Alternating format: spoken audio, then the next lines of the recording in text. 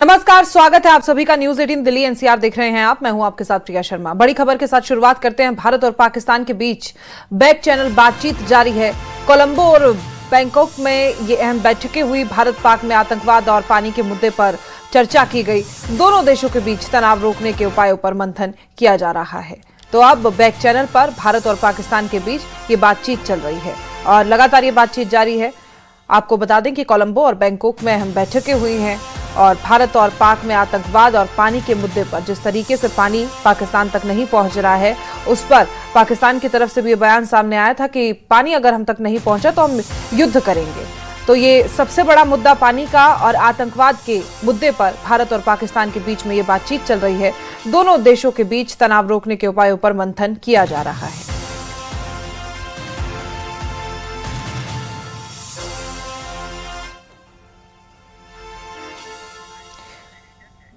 Editor national bureau Shailendra वांगू इसी खबर पर ज्यादा जानकारी के साथ मौजूद है। शैलेंद्र, कैसे देखें इस बातचीत को? देखिए, भारत और पाकिस्तान के बीच में ट्रैक 2 लेवल पर लगातार बातचीत चल रही थी। पिछले कुछ महीनों से हमने जो खबरें देखी हैं उसके मुताबिक जो ताजा बातचीत हुई है वो 2 शहरों में हुई है। एक कोलंबो श्रीलंका और दूसरी बैंकॉक थाईलैंड में हुई है। और बताया जा रहा है कि इसमें ऑफिशियल लेवल पे इसमें पार्टिसिपेशन नहीं होता है। इसमें रिटायर्ड ऑफिसर्स और रिप्रेजेंटेटिव्स जो हैं वो इस बैठक में जो भारत पाकिस्तान के जो मैटर के साथ जो डील करते हैं उन्होंने इस बैठक में शिरकत की है। और बताया जा रहा है कि इसमें आतंकवाद का मुद्दा और पानी के मुद्दे को लेकर चर्चा हुई है। हालांकि इसमें इससे पहले भी हमने देखा है कि वेस्ट एशिया के कुछ शहरों में, जिसमें कतर के दोहा समेत ऐसी मीटिंग लगातार चल रही हैं। एक तरफ जहां हमने देखा कि ऑपरेशन सिंदूर के बाद भारत ने करारा जवाब दिया था पाकिस्तान को पहलगाम में हुए हमले के बाद में, लेकिन उसके बाद अब जो कोशिशें हैं वो इस तरफ हैं कि जो तनाव है वो उसको कम किया जाए, बढ़ाया ना जाए। इन ट्रैक 2 का जो मकसद यही है कि तनाव को कम किया जाए और साथ ही साथ इसमें जो बातचीत होती है, जो इसमें जिन मुद्दों पे चर्चा होती है उसको कैसे ट्रैक 1 पे, यानी कि जो ऑफिशियल लेवल जो बातचीत होगी उसमें कैसे इनको प्रेजेंट किया जाए। तो कुल मिलाकर ये एक कम्युनिकेशन प्लेटफॉर्म है जहां पर दोनों देशों के प्रतिनिधि चर्चा करते हैं और ये एक ओपन कम्युनिकेशन होता है, तमाम मुद्दों पे बातचीत होती है। तो ये बातचीत लगातार जारी थी और हाल ही की जो बातचीत है वो बैंकॉक में और दूसरी कोलंबो में इसी हफ्ते में ये बैठकें हुई है। बहुत शुक्रिया आपकी जानकारी के लिए। तो ये बैकडोर पर बातचीत चल रही है। हालांकि जैसा कि एडिटर नेशनल ब्यूरो ने बताया कि कई मायनों में ये बातचीत अहम मानी जा रही है, खासतौर पर आतंकवाद के मुद्दे की अगर बात करें या पानी के मुद्दे को लेकर। और डायरेक्ट बातचीत नहीं हुई है, कुछ अधिकारी इसमें मौजूद हैं और आगे क्या कुछ नतीजा निकलता है उस पर नजर हमारी लगातार बनी हुई है। वहीं डिजिटल अरेस्ट के मामलों पर पीएम मोदी गंभीर हैं। पीएम मोदी ने ऑनलाइन ठगी पर चिंता जताई है। सभी विभागों को बेहतर तालमेल के निर्देश दिए, साथ ही बैंक, पुलिस, डिजिटल प्लेटफॉर्म को साथ काम करने पर जोर दिया गया। पीएम ने जागरूकता अभियान तेज करने के निर्देश दिए हैं, साथ ही केवाईसी अपडेट करने की अपील भी की है। तो जिस तरीके से डिजिटल अरेस्ट की खबरें लगातार सामने आ रही है, उन्हीं मामलों को लेकर प्रधानमंत्री नरेंद्र मोदी ने कहा है कि ये चिंता बेहद गंभीर है और साथ ही ऑनलाइन ठगी पर ये चिंता जताई गई है। जितने भी विभाग हैं संबंधित, उनको बेहतर तालमेल के निर्देश दिए हैं।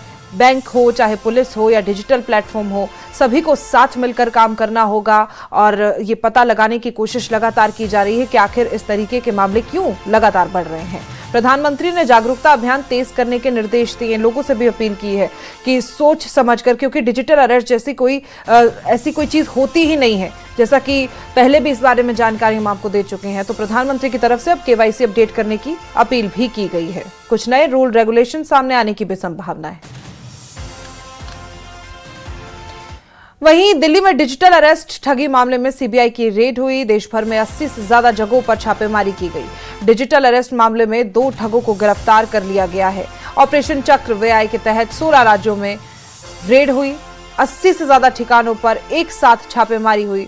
सीबीआई की करीब 60 विशेष टीमों ने पंजाब, गुजरात, दिल्ली, महाराष्ट्र, हरियाणा, तमिलनाडु, तेलंगाना, आंध्र प्रदेश, उत्तर प्रदेश, मध्य प्रदेश, राजस्थान, असम, पश्चिम बंगाल, मणिपुर, कर्नाटक और ओडिशा समेत कई राज्यों में कार्रवाई की है। जांच एजेंसी के मुताबिक ये कार्रवाई डिजिटल अरेस्ट ठगी से जुड़े एक बड़े नेटवर्क को तोड़ने के लिए की गई है। इस गिरोह पर 200 से ज्यादा साइबर ठगी के मामलों में शामिल होने का शक भी है।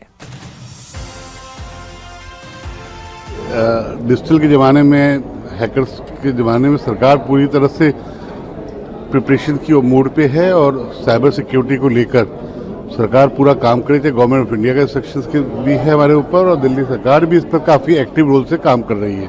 और आपके सामने इससे बिगिनिंग, इससे स्टार्टिंग कि कैसे साइबर में अपने डाटा को मेंटेन कर रख सके, अच्छे से सिक्योर रखें, इसके ऊपर हम सरकार काम कर रही है और पूरा काम करके रहेगी। इसमें बॉडीज़ के साथ साथ हमारी ITs की जितनी भी जो कंसल्टेंट टीम है उनके साथ साथ हमारी IT डिपार्टमेंट भी जो इंटैक्ट होके साइबर के जो हैकर्स होते हैं, देखिए साइबर का कोई बाउंड्री नहीं है, कहीं से भी हैक कर सकते हैं।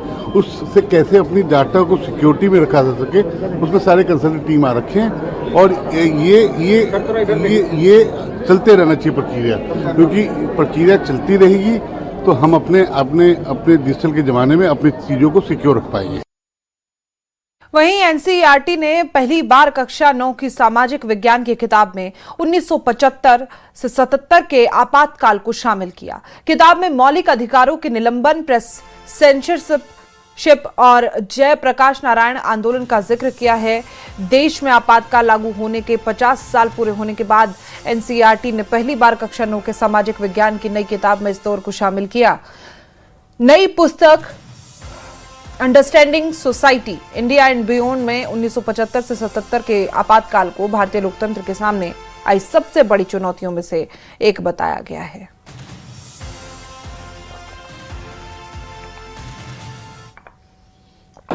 बीस लाख से ज्यादा विद्यार्थी फिर आके नीट की परीक्षा दिए। अच्छा परीक्षा हो गया है।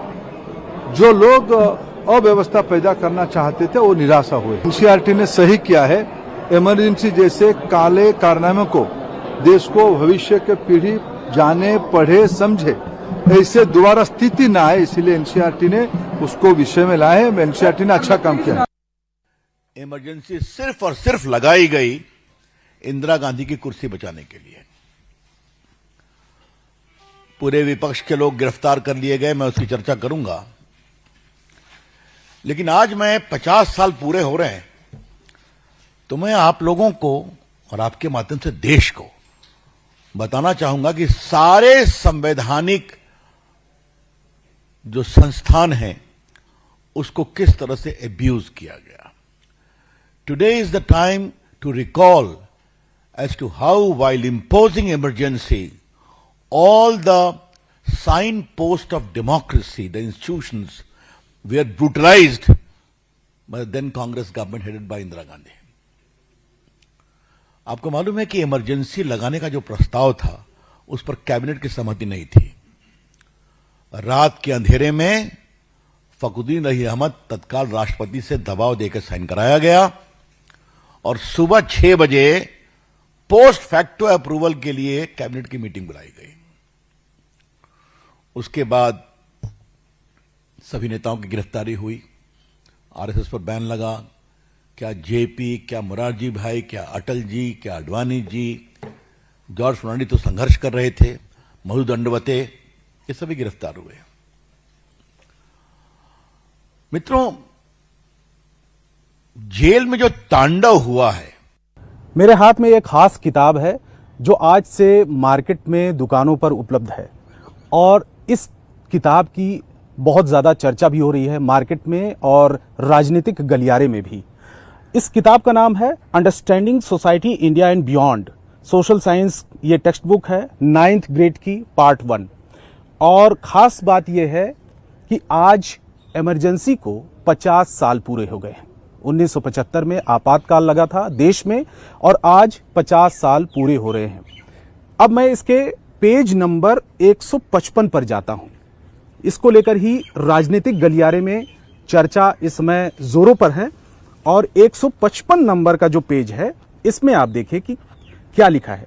इमरजेंसी के बारे में पढ़ाया जा रहा है बच्चों को, यानी कि इस टेक्स्ट बुक में इमरजेंसी भी आपातकाल देश में 1975 में लागू हुआ उसके बारे में बच्चों को पढ़ाया जाएगा। 9th ग्रेड के जो बच्चे हैं, तमाम जो पॉलिटिकल पार्टी हैं और खास करके कांग्रेस की तरफ से, बीजेपी की तरफ से ये कहा जा रहा है, कुछ लोग कह रहे हैं, बीजेपी के लोग कह रहे हैं कि ये ज़रूरी है क्योंकि इतिहास को जानना भी बच्चों के लिए बहुत ज़रूरी है। कांग्रेस के लोग कह रहे हैं कि अपनी जो विचारधारा है वो बीजेपी थोप रही है, बीजेपी सरकार बुक्स में, और बच्चों को इस ये सब नहीं पढ़ाया जाना चाहिए। तो आप देखिए क्या लिखा है इसमें। लिखा है, जो पहली लाइन से मैं आपको पढ़ रहा हूं, लिखा है कि भारत के लोकतंत्र के इतिहास में 1975 से 1977 का दौर काफी चर्चा में रहा। उस समय देश में इंदिरा गांधी की सरकार थी और लोगों में सरकार को लेकर नाराजगी बढ़ रही थी। महंगाई बढ़ रही थी, बेरोजगारी की समस्या थी और कई लोग मानते थे कि सरकार ठीक से काम नहीं कर रही है। इमरजेंसी के बारे में, यानी कि आपातकाल के बारे में उन्हें जानकारी होनी चाहिए कि उस समय की स्थिति क्या थी और आज की स्थिति क्या है।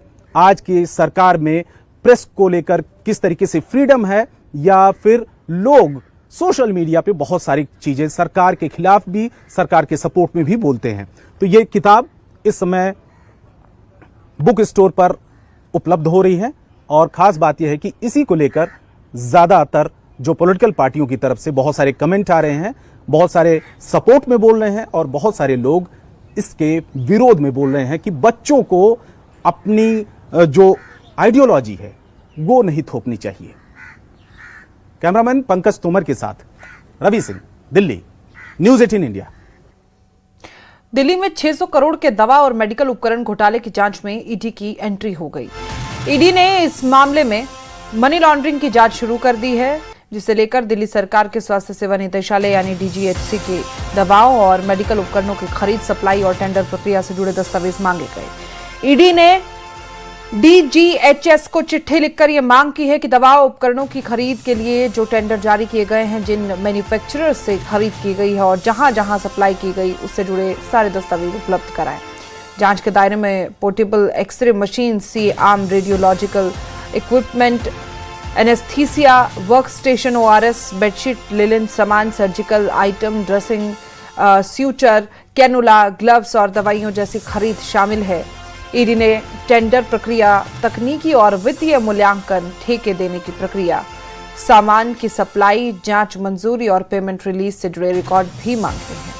आपको बता दें कि सीएम रेखा गुप्ता और एलजी के निर्देश पर एसीबी ने 2 जून को इस मामले में एफआईआर दर्ज की थी। 19 जून 2026 को एसीबी ने सीपीए के पूर्व head of office doctor Vineet Kumar रंगा को गिरफ्तार किया।